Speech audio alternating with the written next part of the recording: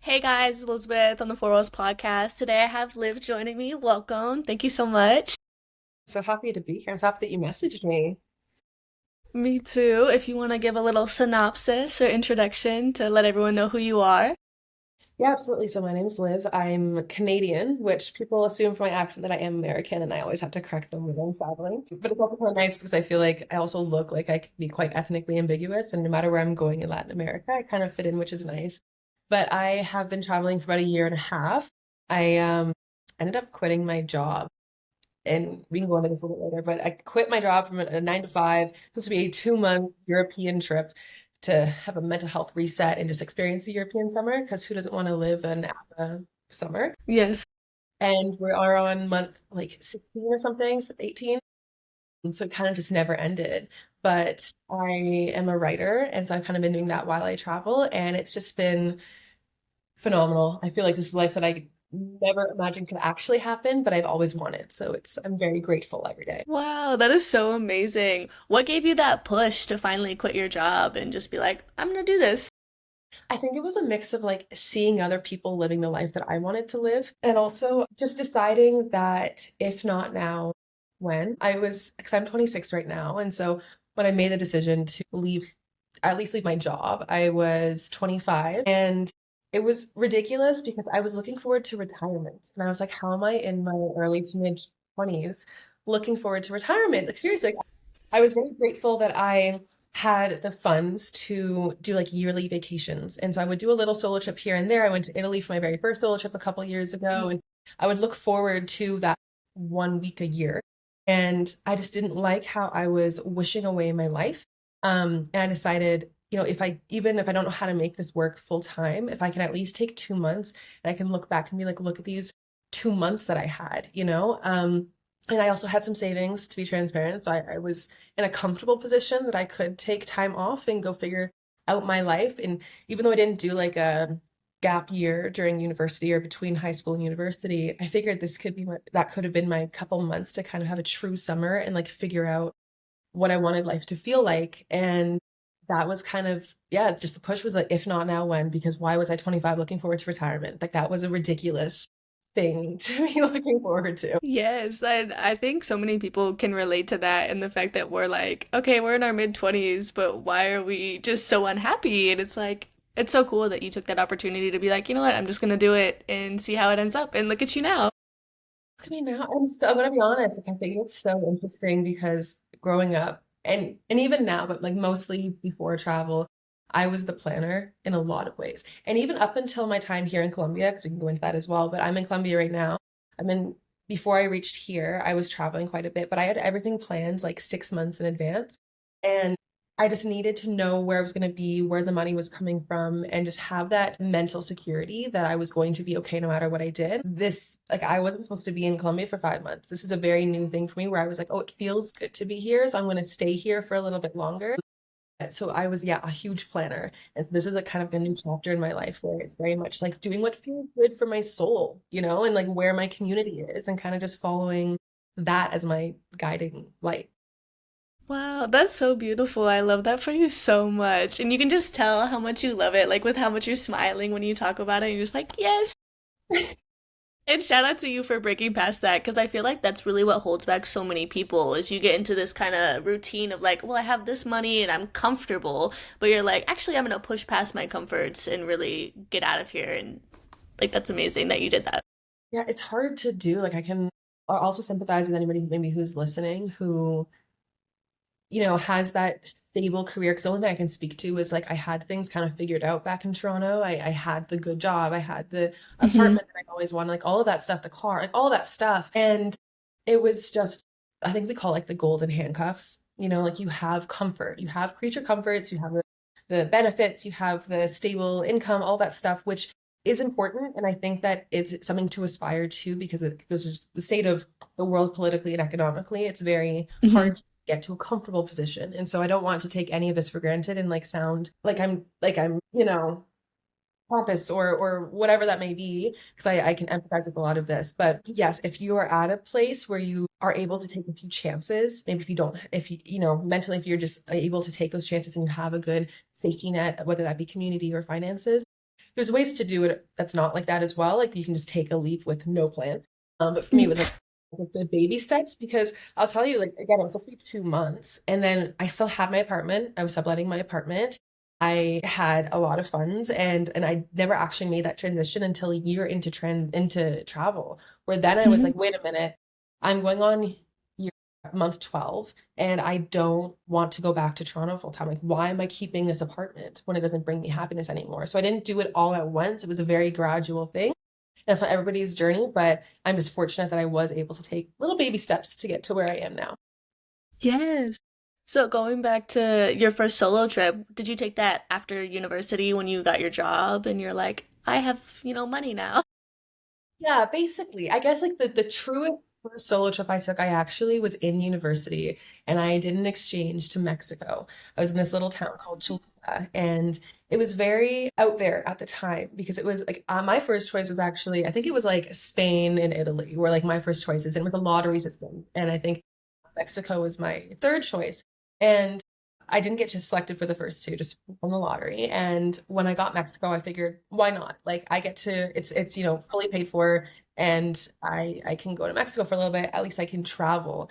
And so that was my first true like living abroad solo thing, but I had the built-in community of school. Hmm. But a side note on that, it was also interesting because my family was very supportive, but I had family friends, adults, who when I told them I was going to Mexico for school, they have a very negative perception of a lot of countries outside of Canada and the US or like Hmm. Western Europe. And so their genuine reaction was like, "Oh, you're gonna end up in a cartel or something." And I was like, that is an insane thing to say. Like the amount of racism and prejudice and discrimination, even from me just telling somebody I'm going to go study in another country that was Mexico, was just so interesting and really made me wake up to realize, well, some people just have a very narrow view of life, and the only thing that they Hmm. know about other countries is what the media portrays, and oftentimes it is so negative. And so I think that kind of kicked off my, not that I do it out of spite, but I Hmm. like the fact that my experience is so much more colorful and beautiful and safe and well-rounded than a lot of people who have this single story of other countries. And I also think how sad it is that so many people will never know anything different. And again, finances aside, because it's privileged to travel, but a lot of people, even if they have the money, don't want to go to countries that are stereotypically deemed as dangerous or whatever that may be. And how sad that your worldview is going to be so narrow and you never get to experience the beautiful cultures and people and traditions and foods and that kind of kicked off, I think, my desire to travel. If we're going on, I'm going away from my little tangent. It's okay. My first like true solo trip, I guess you could say, was to Italy. I was like, I want to go do the whole Italian adventure type thing. Not to say that I didn't want to come back to South America and Central America, but when I finally had money and I was like, I kind of want to go feel what it feels like. I said, to live that ABBA life. So I went to Italy. I went to Rome and Florence, and it was a different type of solo trip. Than what I experience now because at the time what I thought solo travel was solitude. I thought that it was going to Hmm. be like I'm not one for hostels. Never have been, it never will be. I understand that some people and I can appreciate people who travel on a budget or the building community, and I love that. My first solo trip, I said, I have money, I'm doing luxury. And so I got like nice Airbnbs. And I was like, for a couple tours, that kind of thing. But it was really, I went into it with the mindset of like, I am going to be with myself. And it wasn't so different than my normal life because I was living alone in Toronto as well. But I thought I get to be by myself in Italy. And I thought it was a really beautiful thing where I could do a lot of reflection and self-exploration and figure out what life feels like in that way. I didn't realize how easy it actually is to meet people until I started this trip that I'm doing now, and I kicked it off in Portugal, which we can talk about. But yeah, when I did my very first solo trip, I thought solo meant you were alone. And so I was alone most of the time, and I was happy about it. I was lonely, but I didn't put myself in situations to really meet a lot of people my age and to travel with because I was seeking solitude. But that all changed when I went to Portugal to kick off this portion of my life. Wow, that's so beautiful and so well put. Because, that's what a lot of people see solo travel as well. A lot of people are like, oh, I'll just be by myself. And it's like, the best part about that is you get to choose to be by yourself, right? Like, you get to choose what you want to do, who you want to be around. And I think that's the most beautiful part of it all, is it literally just depends on how you're feeling in that very moment. And I think it's so nice because, like you said, you get to choose. And when you choose to be social or to find people, you find your people so quickly. Because I always say, I mention this to my friends all the time that I make. I have phenomenal friends back in Toronto. Genuinely, some of my best friends, lifelong, childhood and also made in adulthood, and beautiful souls. But it felt like they were few and far between is a hard way to put it. I would say it just felt like I was coming across people like me a lot less frequently. And so when I found Mhm. those incredible connections, I latched on so hard because I was like, oh my gosh, I didn't know that people had the same mindset as me. Like it was so rare for me to find that in Toronto in adulthood. And as I have been traveling, I'm realizing, oh, the people like me are abroad. That's where all my Mhm. people are. And I find like 98% of people I'm coming across are people that I have an instant connection with. And it's like, oh, if I want to be social today, I could go to a cafe in half an hour. There will be somebody that I can talk to and become friends with. Like there is somebody who has the same mindset because the fact that they're also in Colombia at the same time as me in Medellin at a cafe at the same time, we already have so much in common that it's such a beautiful way to make connection. And so yes, when I do want to be alone, I stay at home and it's great. But as soon as I want to be social, it is just the easiest thing is to make friends because people like you who have the same thought process as you are all around you in these other countries. Absolutely. I wholeheartedly agree. I've met such amazing people on my travels, and it's just like the fact that, like, even abroad, like, you could meet someone from Toronto, but it's like, what are the odds that you would cross paths in another country instead of where you're both from? Like, stuff like that always blows my mind too, because I'm like, whoa.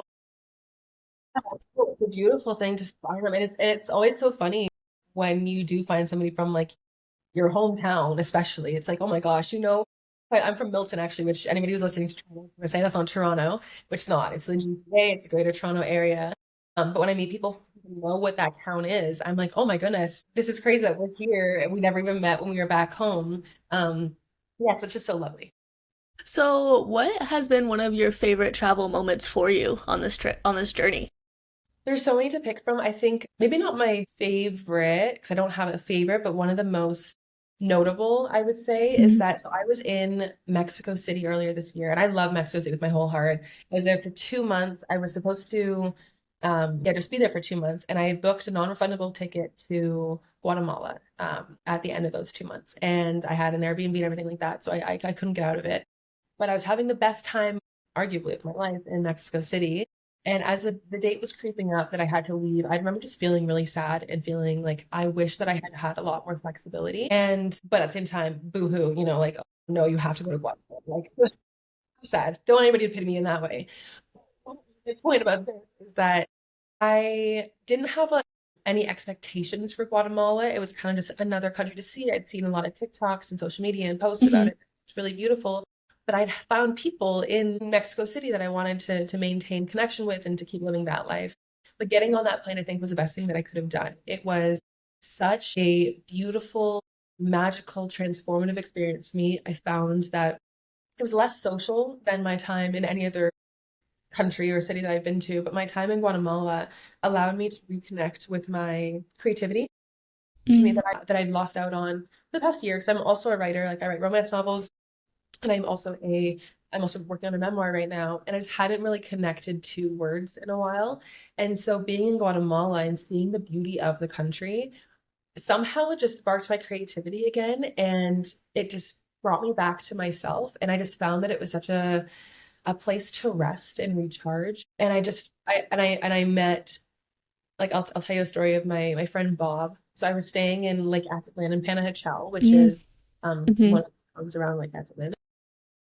My neighbor is this, I think he's like 78 or something like this. He's this 78-year-old man from New York, and he just took me in for the month that I lived there. He cooked for me every other night and would come. I would go to his place and we would just have chats for hours on end. Like there was no way that you could just stop by Bob's house. You had to go and sit and like everything else Yes. at the door. You have to sit and have a conversation.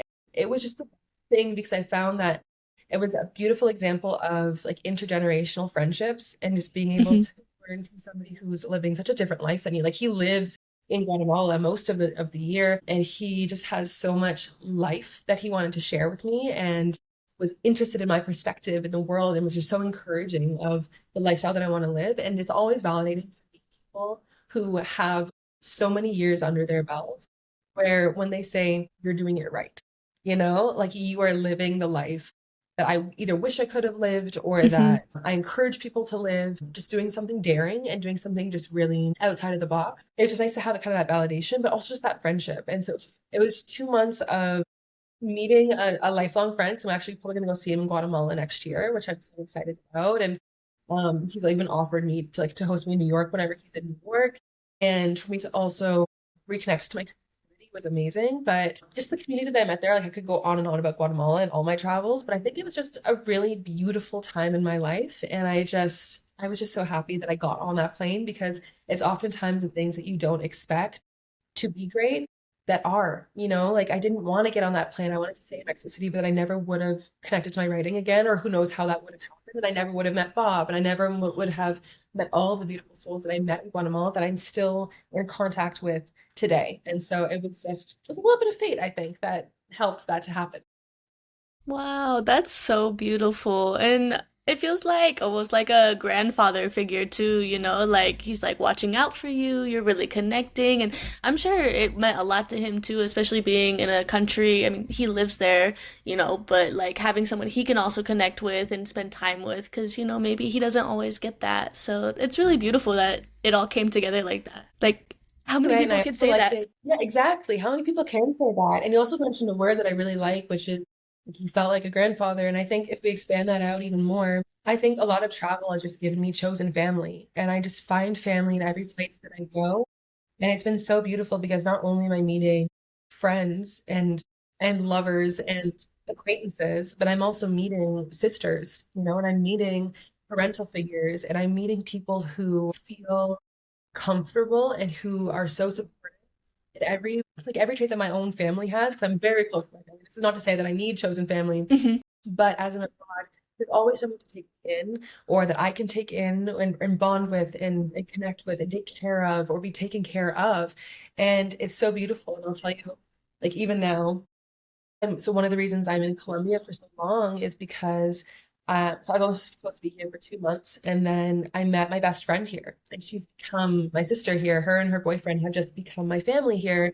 And so I thought, wait a minute, like so many people travel and make change plans for love. I could do that for a Hmm. guy. I've thought about doing that for a guy before, but not many of us move for friendship. And I think that's a loss because if you have the ability to go and change your plans for friendship, especially female friendships because they're so important, and especially times two when you're traveling, why not be flexible and allow yourself to spend 6 months with your best friend rather than forcing yourself to go somewhere else? And again, I just said that, my time in Guatemala was not that it was forced upon me, but it was very spontaneous and I didn't really want to go and it worked out beautifully. And so if I hadn't stayed in Colombia, not to say that I wouldn't have had a great time wherever I went, Hmm. but I got to choose to stay. And that's also a really beautiful thing that I think travelers sometimes forget about, like the comfort of staying somewhere.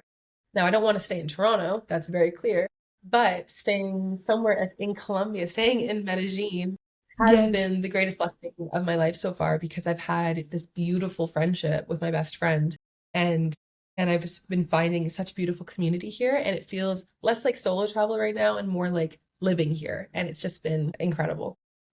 Wow, that's so beautiful. And I love that you said that because it's so true, right? Meeting a good female friend, a good sister, like along your travels, and it's just like, wow, I am an adult with free will. I literally get to just live with my best friend. Like, we all have that like childhood thing of like, oh, I wish my best friend lived next door, and you're like literally living that. Yes, that's exactly it. I feel like a lot of this is my inner child thriving. Like it is about finding the friendships that make me feel good. It's a lot of play. So like we haven't chatted about this, but like I've gotten really into salsa dancing while I'm here. And I feel like that has just become one of my biggest passions, has been salsa and moving my body in a way that feels good. And yes, you can do that technically anywhere, but what better place to do it in Colombia? So if I'm here, I'm going to learn salsa in Colombia, you know? And I've learned through my travels that I love surfing, like just being like the wind on my face and being nearly drowning in water is fun to me, you know? Like it's such a beautiful thing where I feel like I'm doing things that feel good for the soul. And it feels like I am at peace and I'm happy. And even though not every day is going to be happy, you know, there's always going to be ups and downs and stresses. Don't I could go on and on about how I'm stressed about money and I'm stressed about, you know, life in general. But I am happy overall, and it is just such an experience where I just feel like my soul is glowing. Like I feel like I've found what makes me happy, and I'm doing everything I can to continue to feel as happy as possible for as long as possible. Mm. And it's yeah, it's my inner child just thriving right now. I love that. I love hearing it and just hearing the enthusiasm you have talking about it. You can just truly tell that you're so like look at you're even glowing. So, is that kind of what pushed you into doing a group trip? Because I know that's coming up for you. That is coming up. I'm glad that you brought it up. Yeah, so it's interesting.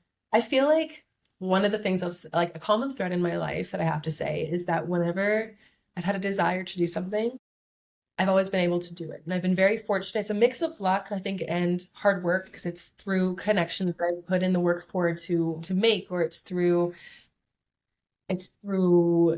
a lot of networking actually is probably the best thing that I can say. So it's a mix of hard work and luck and timing, I would say. When I started traveling and I started feeling so good meeting women abroad, I realized that I wanted to be like a community connector. And so I think is a good term that I'd like to use. Hmm. And helping other women realize that and know that they can do this, that they can find community in other places, that they can connect to things that feel good to them. Because again, a lot of us are in cities or places maybe we're not happy overall, and reconnecting with nature and other women is transformative, genuinely. It is just the most beautiful thing to have female friendships and community and support. It is unlike anything else in this world. And so to have the opportunity through World Packers to bring women together and to experience a week together was something that I couldn't say no to. I've been wanting to bring women together, and I wasn't really sure how to do that because I like to be on the go, and I wasn't really sure how to organize it. So with World Packers' help, I've been able to create this trip that is just everything that I love. It's surfing, it's salsa, and it's being in nature, and it is with women who are again just like-minded, because I think one of the trickiest things about solo travel is finding like-minded community. I want to take that back actually a little bit because I said earlier that it's easy to find people like you, and it is. It's very easy to find people like you no matter where you go, but it's scary to do that when you first get to a place. I think Hmm. my biggest fear is always no matter how many times I've moved and traveled, and I've been doing it for a while now, I always think in a new city, this is the city that I won't be able to make friends in. Like there's always this thought where it's going to be like everybody's going to find their friend but me. And I know that if that's a thought that comes to me, and I've been traveling for a year and a half now, I can only imagine somebody who's starting off on their travel journey really having that fear because they have nothing else to measure that against. And so having kind of like a stepping stone, like a group trip where you're doing it solo, but you're doing it with built-in friends at the same time, a built-in community where I can hold them in their space and they can be with people who are like them and also doing it for the first time. You know who's also solo, you know exactly that they're here for what you're here for as well. And it was just a no-brainer for me. I just wanted to make sure that I can empower other women to feel good and to know that they can make friends and find community pretty much anywhere in the world. And so we're going to start with Costa Rica, and then we'll go from there. Wow, that is so beautiful and it's so true. I've been on a few like group trips where I went alone and some of my best friends that I have literally gone to multiple countries with, I met on these group trips. So it's like you're really providing that space for people to meet lifelong friends potentially and people you know that you really just truly connect with and that's such a beautiful thing. It's so nice. And actually on the topic of lifelong friends as well, it's interesting because I've met, I think, well, now with my best friend here, four women who, amongst others who I'm sure I'll see again, but four women who either I will intentionally go and see or they will intentionally come and see me. I met my friend Grace in Portugal at the beginning of my trip, and she came to visit me in when I was in Mexico City. We spent a week together. And I met my friend Jane in Mexico City through Instagram. She DM'd me one day asking about a cafe recommendation. And now, not only did we spend a week together in Mexico City, she came to visit me here in Colombia. And I have a friend, Anna, who I met again in Mexico City. She came to visit me in Guatemala. And I just like all of these women who are making the intentional effort to maintain friendships and to come visit you in another country because they're also travelers. They want to be doing the whole travel thing. And so it's just been so nice to find friendships like that and where you're having these lifelong friends that you find in places that like if I hadn't decided to go to Portugal for that exact time and Grace hadn't decided to go where she had, we never would have met. But now we are going to see each other in Rome again this upcoming year. Like it's just we're making all these plans and it's just so lovely. Wow, yeah, that is just such a fun time, and it's so nice to have like-minded people, especially where it's just like you could text them. Like that's my favorite thing is you could literally just text them a crazy idea, like let's go to China in 2 months or something like that. And they're gonna be like, oh my God, yes, like why would we not? It's like that's so beautiful. And I love that you said like it really is just about being in the right place at the right time, crossing paths with people that you might never have crossed paths with like without being there at that moment. So it's beautiful that you're able to cultivate that relationship and just wow, that's so amazing. I love that for you. Thank you. So what made you go from France to Lisbon? Like what made you choose Lisbon out of all the places around? It's a good question because yeah, that is exactly where I started my trip. So France actually came after Lisbon. My grandfather was in France. Mm-hmm. He's living there in Paris. So I was going to go see him afterward to kick off my solo trip. It was 2 months in Portugal. And I decided on Lisbon for a month and Porto for a month. And Porto was kind of like a throwaway where I thought I'll just visit somewhere else. And actually, same thing happened when I was in Mexico City, where week 3 into Lisbon, I was like, I wish I didn't have to leave. Like, I wish I hadn't, made these plans. But I thought for a first time traveler, going somewhere tried and true made a lot of sense. So as somebody who's been traveling a lot of Latin America, I love it. I will always recommend it. And I will say that as somebody, if somebody's a first time solo traveler, come to Latin America. It is safe enough. It is fantastic. You can find people. However, at the time before I'd done all of this travel, I think all of us kind of have a bit of that romanticized version idea of Europe. And so it felt safe for me to go where I felt like everybody was going to Portugal. All I heard was people in my network and my friend groups, they were all Mm-hmm. going to Portugal or had gone. And it just made sense because I felt like I didn't have to do as much worrying about anything. Because I was like, all these people I know have been here already. And so I'm just going to Mm-hmm. go. And so it's not a very in-depth answer. It's just kind of the reality though, where it was tried and true. I had talked to people who'd been there and it just made sense. And so I decided on Lisbon. It was a big city. I'm a big city girl. And also there was a beach nearby. And so the fact that I could have those two things together was perfect. And arguably Lisbon and Porto are still two of my favorite places because there is that accessibility between beach and city. You don't get that in a lot of places. You have to kind of choose. So I think if somebody does want to start their solo travel, I have a million places to recommend, but I would never not recommend Portugal or Lisbon and Porto because it has everything that you could want, and it was just a great way to meet people as well. Wow. Yeah, I haven't been yet, but I've always heard wonderful things about everyone who's gone to Lisbon and Porto. They're always just like, you have to go. It's so great. The food is great. The people are great. So from Lisbon, you made your way over to Latin America, or did you go down? Yes, let me give you my travel for the last year and a half.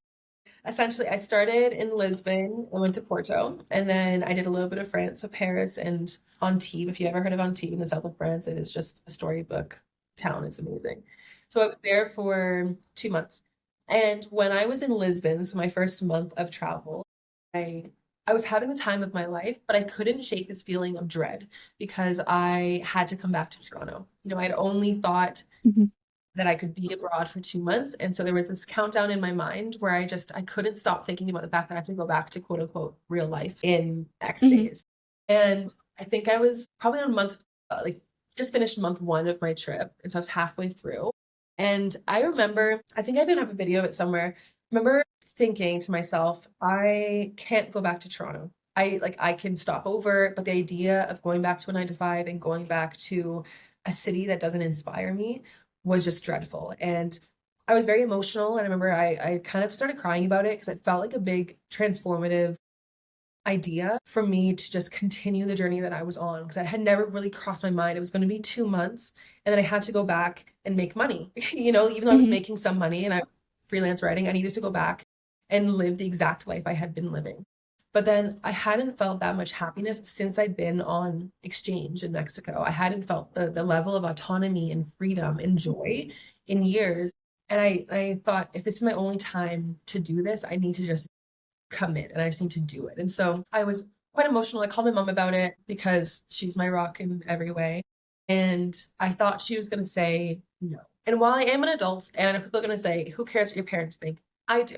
Okay. I'm very, very close with my family and their support is everything to me. And so while they've raised us to be these really, like my sister and I, they've raised us to be these very independent women who Hmm. can succeed in whatever we put our mind to, but it's always been with their support. Like I've never not known their support. And so I thought this was going to be so far out there that they would say, you're crazy, you need to come home. And if they had said that, I probably would have done it, to be honest.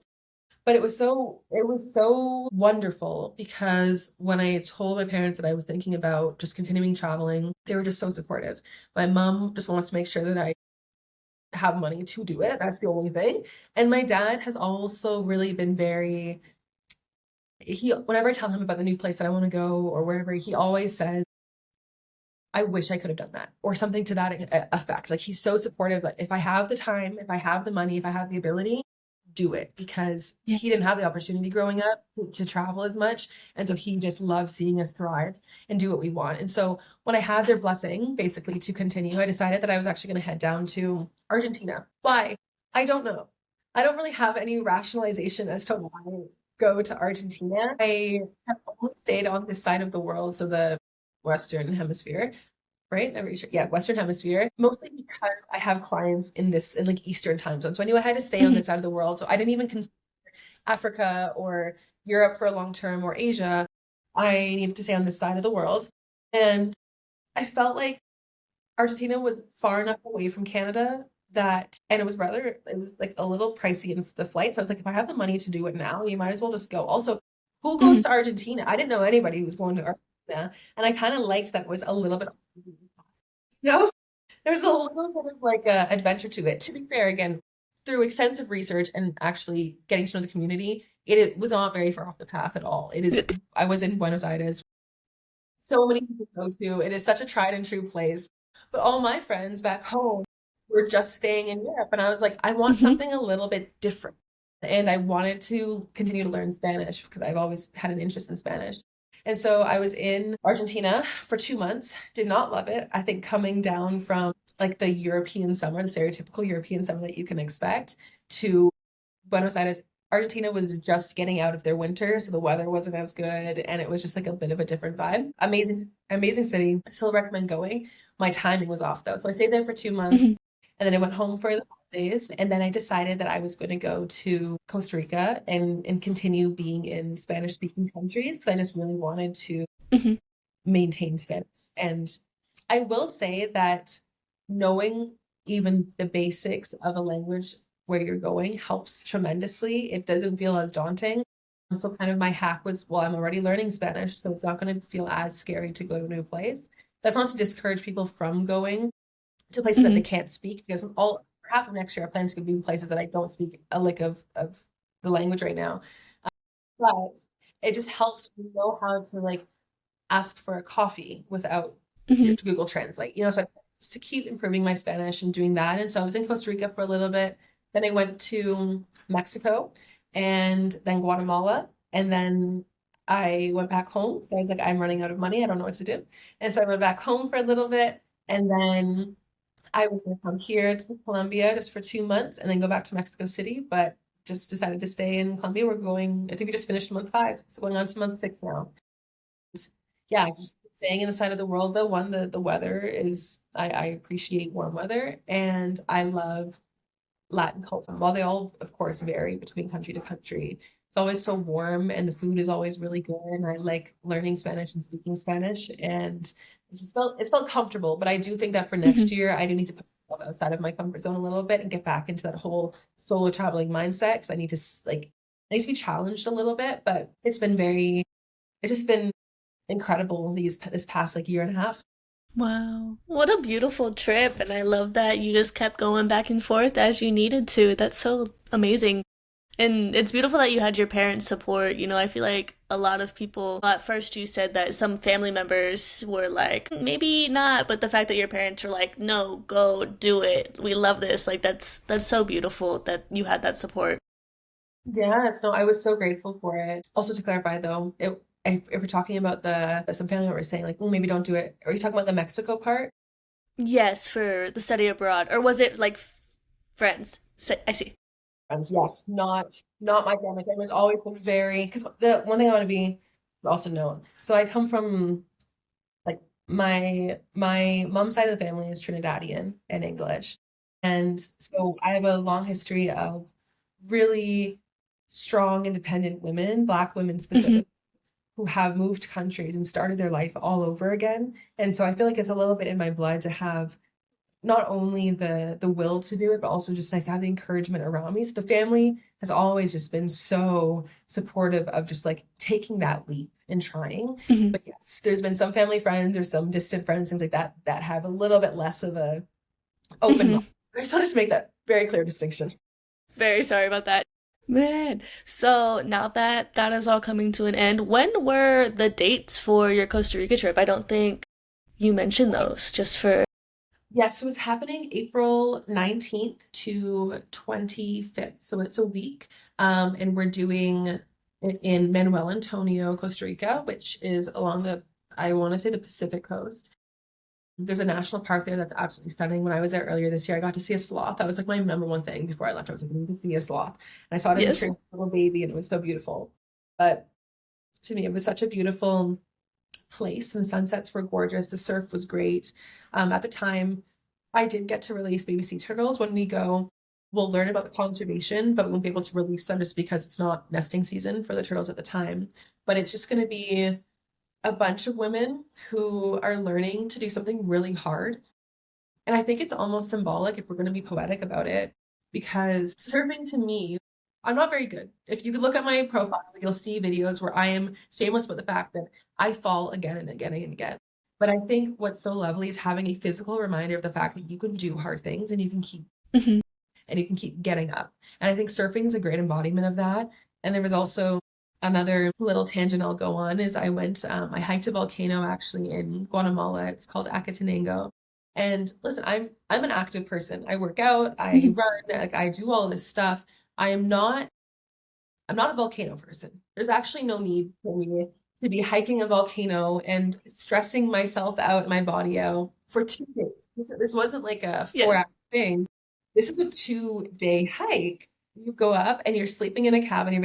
You're in -5 degree weather, 5 degrees Hmm. Celsius in Fahrenheit, but you're in below freezing at the top of this, not even the top, at the summit, I guess, of this volcano or like the base camp, and then you get up at like 3 a.m. to finish walking the volcano, and it's I was miserable. I was like, why am I putting myself through this? Because this is hard. Like this is not a fun experience. You have to carry everything on your back, of course, and it was just arguably it was hell, but it was so beautiful, one, to see the view of the sunrise in the morning, to see your hard work pay off and see something so beautiful, and that very few people, one, have the ability financially or um, physically to do.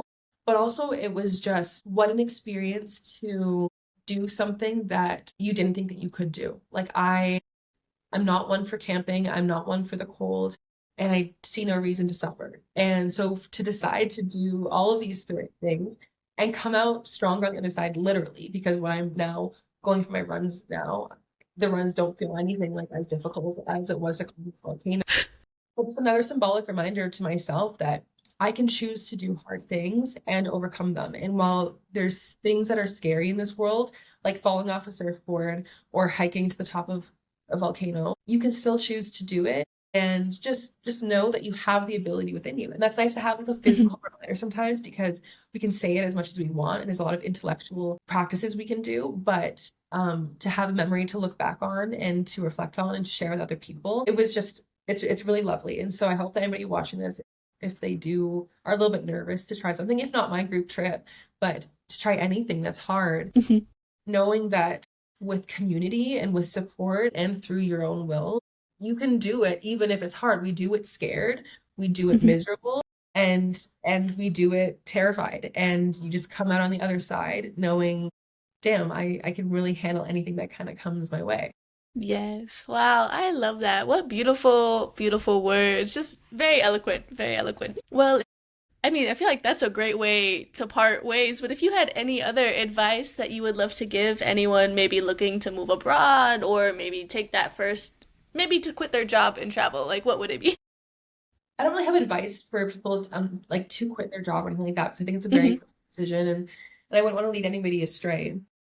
But I think to anybody listening, if there's ever a what if that crosses your mind, I hope that you try it.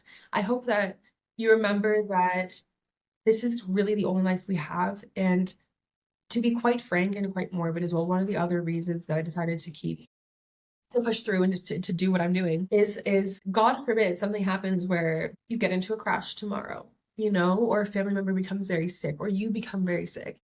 I don't Hmm. want to have regrets of like the what if I didn't do this, or what if I could have done this, or I wish I could have done that. And to be able to take a chance on yourself while you're perhaps uncommitted, maybe even if you have children, but I don't have children. So I didn't have children, I didn't have a mortgage. I'm able-bodied right now, and it made a lot of sense for me just to try, because even if it failed, at least I can say that I tried. And I think that the wistfulness of or like the regret that people hold by not taking a chance on themselves or that dream that they wanted, whether that be travel or otherwise, it follows you throughout your entire life. And I'd rather fail quick and now Hmm. than wonder if I would have failed in 20 years. And so God, for, again, if something hadn't worked out and I couldn't travel anymore, if maybe I ran out of funds or I just needed to come back after 2 months, at least I had 2 months. At Hmm. least I took that chance.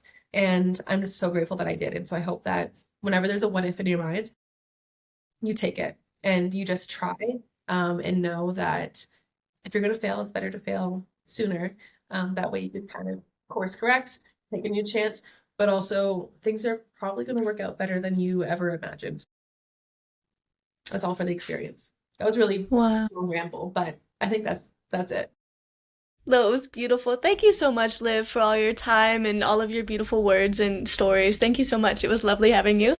Thank you. It was so lovely being here. I'll talk to you soon.